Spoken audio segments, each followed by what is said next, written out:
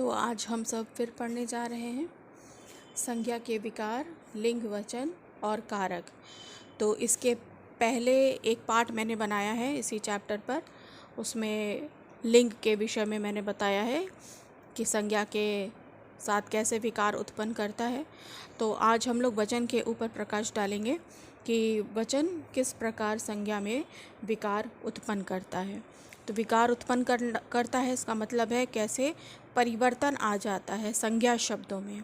अब संज्ञा शब्द जैसे है मछली, मछली एक संज्ञा शब्द है, और अगर हम इसको वचन के रूप में देखेंगे कि मछली तैर रही है, तो यहाँ पर तैर रही है एक वचन को दर्शा रहा है। मछली संज्ञा शब्द है, ये एक वचन को दर्शा रही है। और अगर हम ये कहते हैं मछलियाँ तैर रही हैं, तो रही हैं क्रिया शब्द है, रही है के द्वारा हमें बहुवचन का आभास हो रहा है, और मछलियाँ जो कि संज्ञा शब्द है, इसके द्वारा हमें ये पता चल रहा है कि ये बहुवचन शब्द है और एक नहीं एक से अधिक मछलियों के विषय में यहाँ पर बात हो रही है। तो वचन में हम पढ़ेंगे कि ये किस प्रकार संज्ञा में विकार उत्पन्न करता है और कौन कौन से नियम हैं जिसके कारण हमें वचन का परिवर्तन करना पड़ता है, कब एक वचन में ही प्रयोग होते हैं सभी शब्द, कब एक वचन बहुवचन में प्रयोग किए जाते हैं। तो आदि बातों को हम यहाँ पर ध्यान में रखेंगे। तो जैसा कि यहाँ पर जैसे आपको बताया जाता है कि संज्ञा शब्द जो है वह विकारी शब्द है, और लिंग और वचन और कारक के कारण इसके अंतर्गत परिवर्तन आता। तो इस समय हम पढ़ रहे हैं वचन। तो वचन की अगर परिभाषा देखी जाए कि वचन क्या है या वचन किसे कहते हैं, तो इसकी परिभाषा होगी कि शब्द का जो रूप उसके एक या अनेक होने का आभास दर्शाता है वह वचन कहलाता है। फिर से सुनिए, शब्द का जो रूप उसके एक या अनेक होने का भाव दर्शाता है वह वचन कहलाता है। तो जिस शब्द के द्वारा हमें पता चले कि एक है या अनेक है, तो वह वचन कहलाता है। वचन में ही एक वचन और बहुवचन आते हैं। एक संख्या और एक से अधिक संख्या का हम आभास करते हैं या पता लगाते हैं। तो जब हम हिंदी पढ़ते हैं तो हिंदी में वचन आपको दो बताए गए हैं, एक वचन और बहुवचन। और जब आप संस्कृत पढ़ेंगे तो वचन तीन प्रकार के आपको बताए जाएंगे, एक वचन, द्विवचन और बहुवचन। तो हिंदी में हमेशा वचन अगर कोई आपसे पूछे तो हमेशा वचन के दो भाग आप बताइए, एक वचन और बहुवचन। तो कौन से शब्द एक या अनेक होने का बोध कराएंगे या एक होने का भाव दर्शाएंगे? उदाहरण के तौर पर अगर हम ले लें बच्चा, बच्चे, पुस्तक, पुस्तकें। और अगर यहाँ पर हम देखेंगे कि ज़रूरी नहीं है कि संज्ञा शब्द केवल जातिवाचक शब्दों में होते हैं, और भी कई ऐसे सर्वनाम भी शब्द हैं जो हमें वचन का आभास कराते हैं। तो धीरे धीरे जैसे जैसे हम आगे पढ़ेंगे तो हमें पता चलेगा। तो बच्चा, बच्चे, बच्चा जो है एक होने का बोध करा रहा है और बच्चे एक से अधिक होने का बोध करा रहे हैं। तो ये हो गया वचन की परिभाषा। और वचन के भेद दो होते हैं, जैसा मैंने अभी बताया है, एक वचन और बहुवचन। तो जो एक वचन है ये हमेशा आपको एक संख्या का बोध कराती है, पता कराती है कि संख्या कितनी है, किसी व्यक्ति की, वस्तु की एक है। ठीक है। तो यदि हिंदी भाषा में एक के लिए एक वचन और एक से अधिक के लिए बहुवचन का प्रयोग किया जाता है, वचन संबंधी और भी बहुत सारे नियम हैं जो आपको धीरे धीरे बताए जाएंगे। तो हिंदी भाषा में जैसा मैंने बताया था, हिंदी भाषा में दो वचन हैं, वचन के दो भाग हैं, एक वचन और बहुवचन। तो वचन को समझने के और भी बहुत सारे नियम हैं जिसमें आपको बताया जाएगा कि कब आपको बहुवचन में ही बोलना है और कब आपको किसी बहुवचन शब्द को एक वचन में ही प्रयोग करना है। तो कुछ ऐसे शब्द होते हैं जो एक वचन के स्थान पर बहुवचन का प्रयोग कराते हैं। कुछ होते हैं जब हम किसी को आदर या सम्मान दर्शाना चाहते हैं तब हम बहुवचन का प्रयोग करते हैं, या बड़प्पन दिखाने के लिए, या अधिकार या अभिमान दर्शाने हेतु हम बहुवचन का प्रयोग करते हैं, या शिष्टाचार या लोक व्यवहार दर्शाने हेतु हम बहुवचन शब्द का प्रयोग करेंगे। तो एक एक करके हम इन सभी के बारे में देखेंगे। तो सबसे पहले हम देखते हैं कि सम्मान आदर व्यक्त करने के लिए एक व्यक्ति के लिए भी बहुवचन का प्रयोग किया जाता है। जब हम किसी को आदर देना चाहते हैं और सम्मान देना चाहते हैं तब हम बहुवचन शब्द का प्रयोग करेंगे, क्योंकि एक वचन है, एक ही व्यक्ति है, लेकिन उनको आदर देना है, सम्मान देना है, तो हमको बहुवचन शब्द का प्रयोग करना है। तो बहुवचन शब्द जो है जैसे मान लीजिए जैसे हम कहेंगे कि अगर हम कहेंगे कि पिताजी फल लाए हैं, तो पिताजी फल लाए हैं, है जो है शब्द बहुवचन दर्शा रहा है। पिताजी है तो एक व्यक्ति, एक पर्सन है, लेकिन हमने उनको आदर देने के लिए हैं शब्द का प्रयोग किया है, क्रिया के साथ हमने लगाया है। तो ध्यान रखिएगा, है और हैं इन दोनों में अंतर है। जब हम हैं लिखते हैं बहुवचन के लिए तो हा पर ए की मात्रा के स्वर के साथ हम अनुस्वार भी लगाते हैं जो बहुवचन को दर्शाता है। तो अगर पिताजी फल लाए हैं अगर आप लिखेंगे तो ये अधूरा सेंटेंस होगा और गलत भी होगा, क्योंकि आपने लाए भी लिखे हैं और है की जगह आपने अनुस्वार भी नहीं लगाया। तो यहाँ पर आपको ध्यान देना होगा कि जब बहुवचन है तो क्रिया आप भी उसके अनुसार आपको क्रिया भी उसी की लगानी होगी, बहुवचन की ही लगानी होगी। अब उदाहरण में देख लीजिए, जैसे हमारे विद्यालय की प्रधानाचार्य कर्मठ हैं। तो कर्मठ हैं, यहाँ पर हैं शब्द ही बहुवचन को दर्शा रहा है और प्रधानाचार्य एक वचन को दर्शाती है, लेकिन आदर देने के लिए हमने है क्रिया लगाई है। प्रेमचंद कहानी सम्राट कहलाते हैं। रविंद्रनाथ ठाकुर कला के मर्मज्ञ थे।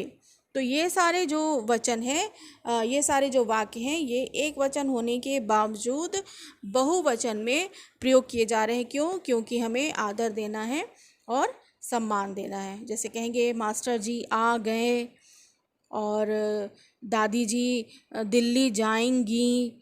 तो इस तरह के जो वाक्य हैं आपको आदर या सम्मान देने के लिए हम इनका प्रयोग करते हैं, बहुवचन का प्रयोग करते हैं। जैसे हम ये भी कह सकते हैं आप यहाँ पर बैठ जाइए, ठीक है। तो है तो एक ही इंसान, लेकिन एक ही वचन है, लेकिन हमको आदर देना है। तो इस तरह से हम बहुवचन करके हम बात करेंगे। फिर उसके बाद जो है बड़प्पन या अधिकार दर्शाने के लिए किसी को बड़प्पन देना है या हमको अधिकार जताना है। जैसे छोटा है, कोई छोटा ही बच्चा है, लेकिन हम उसको कहेंगे अधिकार देना है हमें, तो कहेंगे कि आप इधर आओ या आप इधर आइए, ठीक है। तो इस तरह से भी हम बात कर सकते हैं। फिर है शिष्टाचार या लोक व्यवहार दर्शाने के लिए। लोक व्यवहार माने समाज में अच्छे से बात करने के लिए जो है हमको एक वचन के लिए बहुवचन का प्रयोग करना है। जैसे तू के स्थान पर तू क्या कर रहा है, ये शिष्ट व्यवहार नहीं है, शिष्ट व्यवहार से बात करने का तरीका नहीं है। तो तू क्या कर रहा है की जगह हमें बोलना होगा आप क्या कर रहे हैं या तुम क्या कर रहे हो, ठीक है। तो इस तरह से भी हम एक वचन जहाँ पर है वहाँ पर हम इस तरह से बात करेंगे।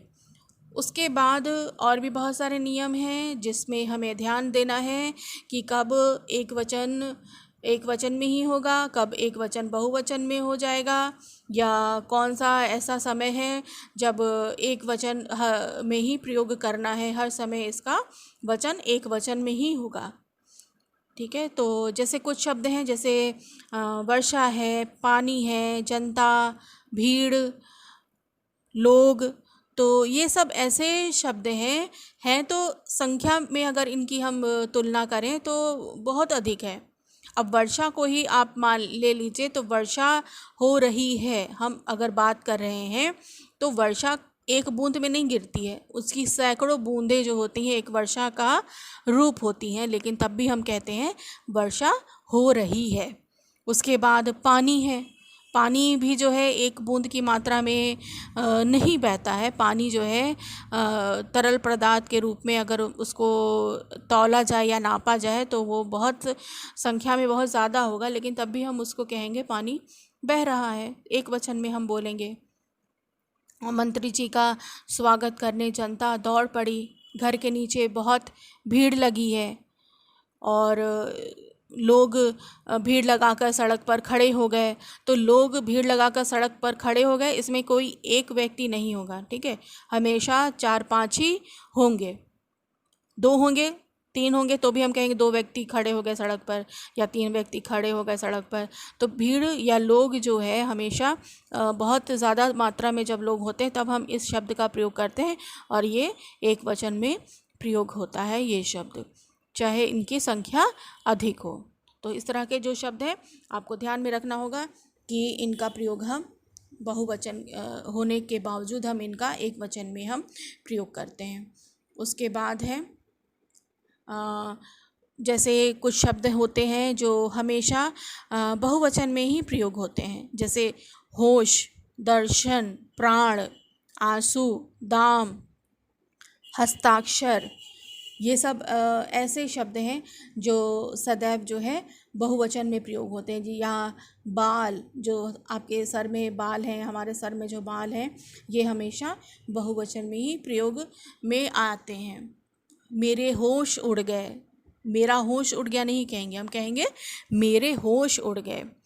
तो ये शब्द जो है बहुवचन में प्रयोग में आएगा। फिर होगा आंसू,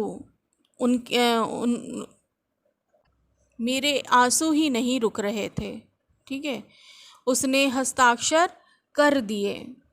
तो ये ऐसे शब्द हैं जो सदैव आपको बहुवचन में ही प्रयोग में किए जाने हैं, तो आप इनका प्रयोग हमेशा बहुवचन में करें। तो हमेशा आप ध्यान में रखिए कौन कौन से ऐसे शब्द हैं जिनका आपको एक वचन में प्रयोग करना है, किनका बहुवचन में प्रयोग करना है। तो ज़्यादातर ये जो शब्द हैं जब आप बोलेंगे, जब आप बात करेंगे, तब आपको इस बात का ध्यान करना होगा।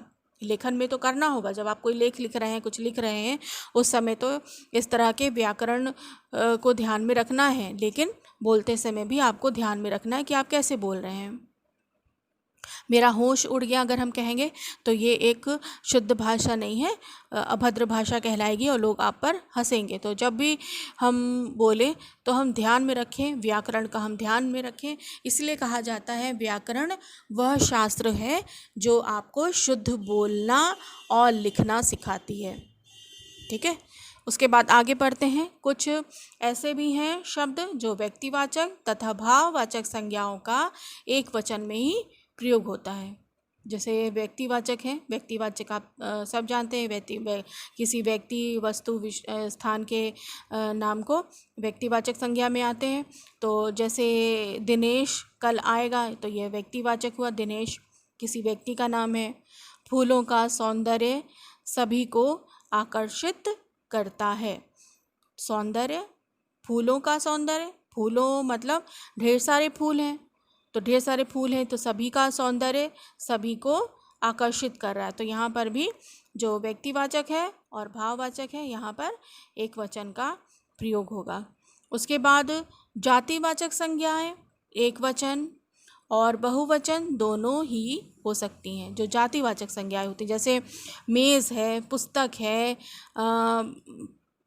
फल है और धातुओं के नाम आप ले लीजिए, तो ये सब जो है आपको एक वचन में ही प्रयोग करना है। आजकल सोना महंगा होता जा रहा है, तो सोना जो शब्द है वो धातु का नाम है, तो यहाँ पर एक वचन का प्रयोग किया गया है, ये जातिवाचक संज्ञा है। फिर लोहा जंग खा जाता है, तो लोहा शब्द भी जातिवाचक है और धातु भी है, तो ये एक वचन में प्रयोग होगा। चांदी महंगी हो गई है, तो चांदी भी धातु है, लेकिन यहाँ पर एक वचन का हम प्रयोग करेंगे। अब इनके अलावा भी आपको और भी बहुत सारे नियम हैं जो आपको ध्यान में रखना होगा वचन से संबंधित, कि वचन जो है संज्ञा का वह लक्षण है जो एक या एक से अधिक का बोध कराता है। ठीक है, वचन वह लक्षण है जो आपको एक या एक से अधिक होने का बोध कराता है। तो वचन की पहचान संज्ञा के द्वारा आप कर सकते हैं, सर्वनाम के द्वारा भी आप वचन की पहचान कर सकते हैं। तो जब संज्ञा शब्दों का जब प्रयोग होगा तो वचन जब परिवर्तन होगा उससे आप पहचान जाएंगे कि यहाँ पर एक वचन है या बहुवचन है। जैसे बच्चा खेल रहा है तो बच्चा शब्द एक वचन का बोध करा रहा है, एक होने का, तो यहाँ एक वचन हो गया। और अगर कहेंगे बच्चे खेल रहे हैं तो ये बच्चे शब्द जो है बहुवचन का बोध कराएंगे, तो ये बहुवचन हो गया। और अगर सर्वनाम हम प्रयोग करते हैं वह लिख रहा है, तो वह जो सर्वनाम शब्द है ये एक वचन का प्रयोग करा रहा है और वे बहुवचन का प्रयोग कराएंगे। जैसे वह लिख रहा है, वे लिख रहे हैं, है और हैं, ये भी वचन एक वचन और बहुवचन के अनुसार बदलते रहते हैं। तो इन सब बातों का आपको ध्यान में रखना होगा। और कुछ ऐसे भी बहुवचन शब्द हैं जो एक वचन में भी प्रयोग में आएंगे। जैसे अगर हम कहेंगे कि आगरा का पेठा बहुत प्रसिद्ध है। अब किसी एक पर्टिकुलर पेठे की बात नहीं हो रही है, आगरा का जो पेठा है मतलब बहुवचन संख्या में है, लेकिन तब भी इसको हम एक वचन में ही प्रयोग में रखेंगे। और कुछ और भी ऐसे शब्द हैं जो सदैव एक वचन में ही होंगे, जैसे कि बालू है, आकाश है, सामान है और सहायता है। तो ये सब शब्द भी जो है बहुवचन होने के बावजूद सदैव एक वचन में ही प्रयोग में आते हैं। तो इन सब बातों का आपको वचन परिवर्तन करते समय ध्यान रखना होगा। अब उसके बाद आपको ध्यान रखना है कि जब भी पुल्लिंग शब्द के अंत में यदि अ, ई, उ, ए, ओ या औ हो, किसी भी शब्द के अंत में अ स्वर हो, ई हो या दीर्घ ई हो या ह्रस्व उ हो या ए हो, ओ हो या औ हो, और परसर्ग मतलब कारक चिन्ह जो होते हैं, कर्ता ने कर्म को करण से, तो ये कारक चिन्ह होते हैं। इनका प्रयोग अगर नहीं हो रहा है तब उनका प्रयोग दोनों ही वचनों में मतलब एक वचन हो चाहे बहुवचन हो, उनका रूप एक समान ही होता है। अब जैसे एक वचन में कहेंगे वृक्ष हरा भरा है। अब ये वृक्ष शब्द जो है ये इसके अंत में आ स्वर आता है। और अगर बहुवचन में हम इसको बदलेंगे तो हम कहेंगे वृक्ष हरे भरे हैं। ठीक है, अब वृक्ष हरा भरा है, यहाँ पर कहीं भी कोई कारक चिन्ह नहीं है। उसके बाद वृक्ष हरे भरे हैं अगर हम बहुवचन में बनाते हैं तो यहाँ पर भी कोई कारक चिन्ह नहीं है। लेकिन अगर हम कहेंगे अगर हम कारक चिन्ह के साथ बोल रहे हैं, जैसे कहेंगे वृक्ष को मत काटो, तो वृक्ष को मत काटो एक वचन में हो गया, बहुवचन में हो जाएगा वृक्षों को मत काटो। ठीक है, तो कारक चिन्ह हमने लगाया तो वचन में परिवर्तन आ गया, लेकिन कारक चिन्ह हम नहीं लगा रहे हैं तो वृक्ष हरा भरा है और वृक्ष हरे भरे हैं। साधु आया, साधु आए, वचन का कैसे पता चला? एक वचन में आया और बहुवचन में आए। उसके बाद विद्यार्थी पढ़ रहा है, विद्यार्थी पढ़ रहे हैं, वचन कहाँ पे पता चल रहा है? क्रिया से, रहा है और रहे हैं। उसी के अनुसार अगर हमने कारक चिन्ह लगाया, विद्यार्थी ने पढ़ लिया, ने कारक चिन्ह लगाया, परसर्ग लगाया और वचन परिवर्तन होगा बहुवचन, तो हम कहेंगे विद्यार्थियों ने पढ़ लिया। तो जैसे ही हम कारक चिन्ह का प्रयोग करेंगे बहुवचन में संज्ञा शब्द बदल जाएगी।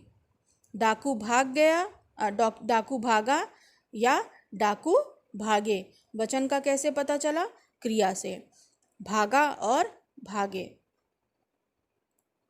फिर उसके बाद अगर कारक चिन्ह हम लगाते हैं, जैसे बोलेंगे डाकू को पुलिस ने पकड़ लिया, एक वचन हो गया, डाकू को पुलिस ने पकड़ लिया। उसके बाद बहुवचन में बोलेंगे डाकुओं को पुलिस ने पकड़ लिया। ठीक है, तो जब हम कारक चिन्ह लगाएंगे तो हम वचन बदल देंगे, लेकिन कारक चिन्ह नहीं है और कोई भी पुल्लिंग शब्द है उसके अंत में अ, ई, उ, ए, ओ, औ आता है तो और कारक चिन्ह का प्रयोग नहीं हो रहा है तो दोनों ही रूपों में वचन एक ही समान होगा। उसके बाद हम यहाँ पर अब सीखेंगे कि वचन की पहचान हम कैसे करें, कैसे हम पहचानेंगे कि ये एक वचन है या बहुवचन है। तो संज्ञा या सर्वनाम के द्वारा हम इसका पता लगा सकते हैं कि ये एक वचन है या बहुवचन है।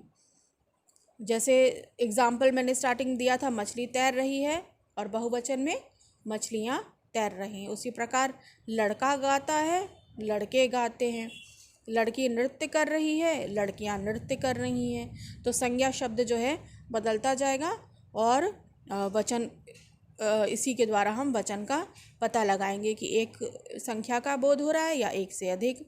और फिर उसके बाद सर्वनाम के द्वारा हम पता लगा सकते हैं वह पढ़ रहा है, वे पढ़ रहे हैं।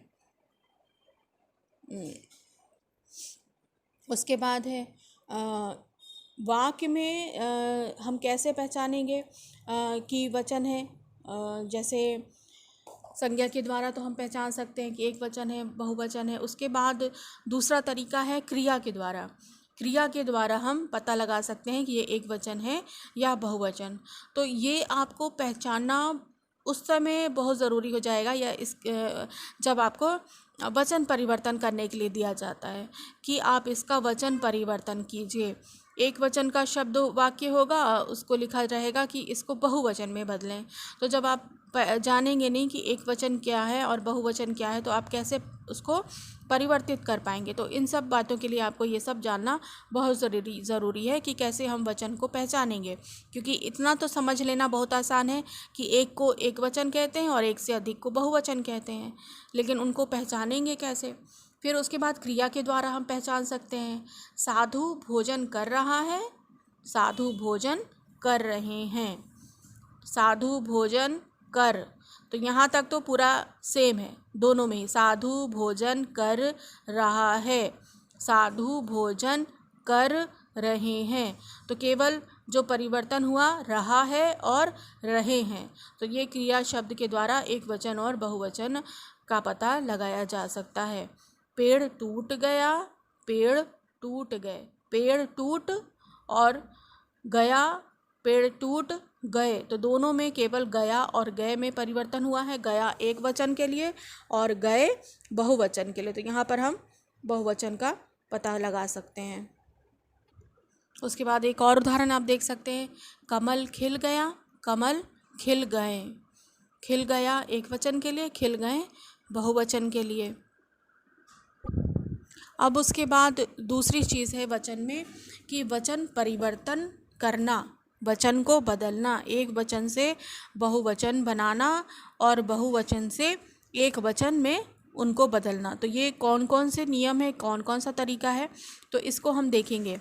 वाक्य में जब प्रयुक्त संज्ञा शब्दों के साथ कभी कभी परसर्गों मतलब कारक चिन्हों, जैसे ने हो गया, को हो गए, से, के लिए आदि कोई भी कारक चिन्ह का प्रयोग होता है।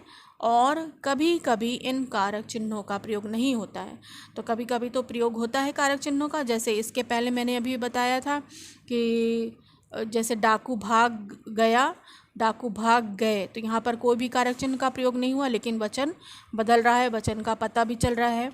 एक वचन है, कब वो बहुवचन है। तो कभी कभी कारक चिन्हों का संज्ञा शब्दों के साथ प्रयोग होता भी है और कभी कभी संज्ञा शब्दों के साथ कारक चिन्हों का प्रयोग नहीं भी होता है। तो इसी के आधार पर बहुवचन दो तरह से बनाए जाते हैं। पहला नियम है परसर्ग रहित शब्दों के बहुवचन। परसर्ग रहित मतलब कारक चिन्हों के बिना बहुवचन। और दूसरा परसर्ग सहित शब्दों के बहुवचन। परसर्ग सहित मतलब कारक चिन्हों के साथ बहुवचन। तो इसका पहला जो नियम है वह है परसर्ग रहित शब्दों के बहुवचन बनाने के जो नियम है वो इस प्रकार है कि ए प्रत्यय जोड़कर केवल पुल्लिंग शब्दों में, जो पुल्लिंग शब्द हैं उनमें यदि हम ए प्रत्यय जोड़ देते हैं, तो आप सबको ये भी पता होना चाहिए कि प्रत्यय क्या है, उपसर्ग क्या है। तो प्रत्यय मूल शब्द के अंत में लगाया जाने वाला शब्दांश है, परसर्ग प्रत्यय है, और इसके द्वारा जो है शब्द में परिवर्तन आ जाता है। तो किसी एक वचन शब्द के साथ अगर आप ए प्रत्यय लगाते हैं तो वहाँ पर बहुवचन हो जाता है। जैसे कपड़ा, कपड़े, भाला, भाले, जाला, जाले, पंखा, पंखे, बच्चा, बच्चे। ठीक है, तो और भी ऐसे बहुत सारे शब्द हैं जिनका आप वचन इस तरह से बदल कर बना सकते हैं। उसके बाद कुछ और नियम हैं। कुछ संस्कृत शब्द संबंध सूचक शब्द और कुछ अन्य शब्द ऐसे हैं जिनमें उपर्युक्त नियम लागू नहीं होता। उपर्युक्त नियम कौन सा कि जैसे यहाँ पर आपको बताया गया है, दोनों वचन एक जैसे ही रहते हैं। नेता, योद्धा, चाचा, मामा, राजा, पिता। तो संस्कृत के जो कुछ ऐसे शब्द हैं जिनका इसमें यहाँ पर वचन का जो है इसमें कोई प्रभाव नहीं पड़ता। फिर है ए प्रत्यय लगाकर। ए प्रत्यय लगाकर मतलब छोटा ए और ऊपर अनुनासिक का चिन्ह। तो यदि किसी शब्द के अंत में अ स्वर आए, अ मने ह्रस्व अ, लहर, लहरें, ए की मात्रा र पर और अनुस्वार, रात, रातें, बहन, बहनें, बात, बातें, सड़क, सड़कें, आँख, आँखें, पुस्तक, पुस्तकें, झील, झीलें। तो ये सब जो शब्द हैं इनका हम प्रयोग देखेंगे। तो फिर से आपको एक बार बता दिया जा रहा है कि किस प्रकार से वचन का परिवर्तन आप करेंगे। तो यहाँ पर आपको मैंने बताया है कि जब भी कोई ऐसा संज्ञा शब्द है जो परसर्ग के रहित है तो यहाँ पर बहुवचन इस प्रकार से बनाए जाते हैं। कपड़ा, कपड़े। किसी भी संज्ञा शब्द के अंत में जब आ स्वर आता है, ये संज्ञा शब्द है कपड़ा और ड़ पर आ का स्वर है, तो इसको हम ए की मात्रा लगाकर कपड़े इस तरह से बनाकर हम बदलेंगे। उसके बाद है जाला, जाला, ला पर आ की मात्रा और बहुवचन हम बनाएंगे जाले। भाला, भाले, पंखा, पंखे, बच्चा, बच्चे। ठीक है, उसके बाद और भी कई सारे नियम हैं। तो उसके बाद है जब भी कोई ऐसा संज्ञा शब्द हो जिसके अंत में आ स्वर हो तो उसको बहुवचन बनाने के लिए ये वाली मात्रा हम लगाएंगे। लहर, र पर आ का स्वर है, ह्रस्व आ है, और ए की मात्रा साथ में अनुस्वार। लहर, लहरें, रात, रातें, बात, बातें, पुस्तक, पुस्तकें, सड़क, सड़कें, झील, झीलें, बहन, बहनें, आँख, आँखें। अंतिम आ, उ, औ के बाद ए जुड़ जाता है, परंतु प्रत्यय जुड़ने के कारण यहाँ दीर्घ स्वर का ह्रस्व स्वर हो जाता है। ठीक है, अब यदि बताया जा रहा है कि अब यदि कोई ऐसा संज्ञा शब्द है जिसके अंत में आ स्वर हो, उ हो, औ हो, तो इनके जगह पर, इनके स्थान पर ए की मात्रा लगाई जाती है। जैसे यहाँ पर है कला, अंत में क्या आया, आ की मात्रा, और ये मात्रा लग गई कलाएं। यहाँ पर भी अंत में आ आया, छात्रा, छात्राएं, बाला, बालाएं, लता, लताएं। अब यहाँ पे बदलाव हुआ, यहाँ पर ऋतु है उ, और ये हो गया ऋतुएं। बहु, बहुएं। ये बहु पर बहुएं जब हमने बनाया तो ह पर छोटी ऊ लग गई, ह्रस्व ऊ लग गया। शिला, शिलाएं, शाखा, शाखाएं, कन्या, कन्याएं। तो ये सारे जो शब्द हैं बहुवचन और एक वचन के, जब आप परसर्ग के साथ प्रयोग मिलाएंगे वाक्य को, तब ये वचन बदल जाता है। ठीक है। उसके बाद है या प्रत्यय जोड़कर केवल स्त्रीलिंग शब्दों में, केवल जो स्त्रीलिंग शब्द हैं उनमें या प्रत्यय लगाया जाता है। कब कब हम लगा सकते हैं, तो इस बात का हमें ध्यान देना होगा कि कौन सा ऐसा शब्द है कि उसके अंत में ई या ई हो, उसके बाद हम या लगा सकते हैं। और यहाँ भी परिवर्तन के कारण ई का ई हो जाएगा। अभी देखिए ई का ई कैसे होगा, जैसे बस्ती, ता पर दीर्घ ई है, बड़ी ई है, और जब हम यहाँ पर या लगाते हैं, या मतलब ये, तो ये जो त है, ये ई की मात्रा ये बदलकर इधर से ह्रस्व ई लग जाएगी। बस्तियाँ, नीति नीतियाँ, रीति रीतियाँ, लिपि लिपियाँ। अब यहाँ पर पहले से ही ह्रस्व ई है, तो यहाँ पर कुछ और परिवर्तन करने की आवश्यकता नहीं, बस आपको अंत में या जोड़ देना है बहुवचन के लिए। फिर है रोटी। अब यहाँ पर बड़ी दीर्घ ई है, तो यहाँ पे बहुवचन बनाते समय ह्रस्व ई हम लगा देंगे। उसके बाद है रश्मि, रश्मियाँ। रश्मि की स्पेलिंग ध्यान से आप सब सीख लीजिए। रश्मि में आधा श होता है, और यहाँ पर भी पहले से ह्रस्व ई है, तो बहुवचन बनाते समय कुछ भी आपको नहीं करने की आवश्यकता है। लेकिन जहाँ पर दीर्घ ई होगी, वहाँ पर आपको बहुवचन बनाते समय ह्रस्व ई का प्रयोग करना होता है। कली कलियाँ, शक्ति शक्तियाँ, खिड़की खिड़कियाँ, गली गलियाँ।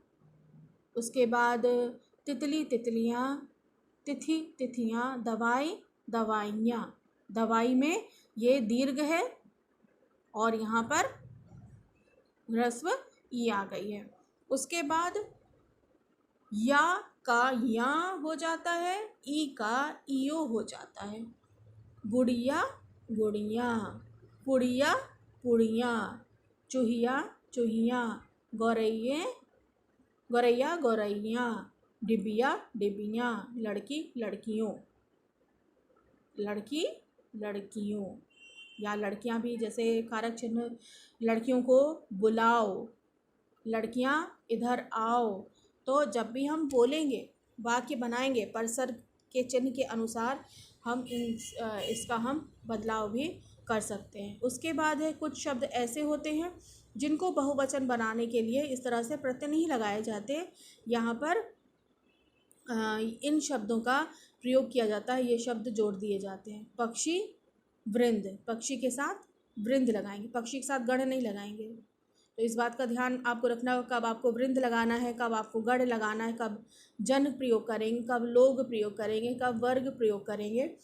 तो गलत शब्द के साथ गलत लगा देंगे तो बहुवचन आपका गलत हो जाएगा। गुरु के साथ गुरुजन, पाठक के साथ पाठक वर्ग, अध्यापक गण, धनी धनी लोग, प्रजा प्रजाजन। अब इसके बाद आपको ये समझाया जा रहा है कि परसर्ग यानी कि विभक्ति जो चिन्ह होते हैं सहित शब्दों के बहुवचन इस प्रकार से बनाए जाते हैं। अब परसर्ग सहित अगर कोई वचन है तो उनको आपको इस तरह से बनाना है। ओ प्रत्यय लगाकर, अ या आ आता है स्वर के शब्द के अंत में, तो ओ लगा देंगे। फल फलों का, तलवार तलवारों से, पेड़ पेड़ों पर, छात्र छात्रों को। अब उसके बाद कुछ परसर्ग रहित रूपों में जिन आकारांत उकारांत शब्दों में बहुवचन बनाते समय कोई परिवर्तन नहीं होता, उनके परसर्ग रहित रूप आ उ के बाद ओ जोड़कर बहुवचन बनते हैं। अब जो ऐसे कुछ शब्द हैं जो जिनका हम परसर्ग के बिना, कारक चिन्ह के बिना हम प्रयोग करते हैं, और उन शब्दों के अंत में आकारांत या उकारांत शब्दों का जब बहुवचन बनाते समय कोई परिवर्तन नहीं होता, तो उनके परसर्ग सहित रूप में जो उनके कारक चिन्ह का जो रूप है उसमें आ उ या उ के बाद ओ जुड़कर बहुवचन बनाते हैं। जैसे घोड़ा घोड़ों का, घोड़ों को, नेता नेताओं ने, साधु साधुओं ने, सांचा सांचों में, माता माताओं ने। तो ये एक वचन है और परसर्ग सहित ये बहुवचन है। फिर है यों प्रत्यय जोड़कर ई के बाद यों लगाया जाता है, ई का यूं हो जाता है। व्यक्ति व्यक्तियों का, सखी सखियों का, नदी नदियों में। उसके बाद ओ यो प्रत्यय लगाकर, ओ और यो प्रत्यय लगाकर केवल संबोधन में अंतिम अ आ के स्थान पर ओ और अंतिम ई के स्थान पर यू हो जाता है। अगर कोई ऐसा शब्द है जिसका अ अंत आ रहा है तो उसके स्थान पर ओ हो जाएगा, ई आ रहा है तो उसके स्थान पर यो हो जाएगा। बहनों, माताओं, भाइयों, तपस्वियों। तो ये सब जो हैं आपके वचन को परिवर्तन करने के कुछ नियम हैं जो आपको ध्यान में रखने होंगे कि कब आपको वचन परिवर्तन करते समय किस प्रकार से वचन परिवर्तन करना है, कब वचनों का एक वचन का ही रूप प्रयोग में आता है। तो फिर से एक बार अगर इसको देख लिया जाए तो वचन जो है वो आपको वचन एक विकारी शब्द है और वचन आपको किसी भी शब्द के एक या अनेक होने का बोध कराता है और एक वचन में एक संख्या का बोध होता है और बहुवचन में एक से अधिक संख्या का बोध होता है। और कुछ ऐसे आदर और सम्मान देने वाले शब्द हैं जो एक वचन होने के बावजूद बहुवचन में प्रयोग होते हैं। कुछ ऐसे बहुवचन वाले शब्द हैं जो हमेशा एक वचन में ही प्रयोग में आते हैं, जैसे भीड़ है, वर्षा है, आकाश है, लोग हैं। ये बहुवचन होने के बावजूद एक वचन में प्रयोग में आते हैं। कुछ धातु वाले शब्द हैं जातिवाचक और जिनका प्रयोग एक वचन में होता है, या जातिवाचक शब्दों का कुछ प्रयोग जो है धातुओं का वो एक वचन में होता है। उसके बाद बहुवचन दो तरह से बनाए जाते हैं, परसर्ग रहित कारक चिन्हों के साथ और परसर्ग सहित कारक चिन्ह परसर्ग रहित और परसर्ग सहित कारक चिन्हों के बिना और कारक चिन्हों के साथ। तो आप इसको प्रैक्टिस करिए वचन की, और जितना आप सीखेंगे वचन को बदलना, वचन के साथ वाक्यों को बोलना, उतना आपका जो है वचन पर पकड़ अच्छा होगा और आप अच्छे से वचन को समझ पाएंगे। धन्यवाद।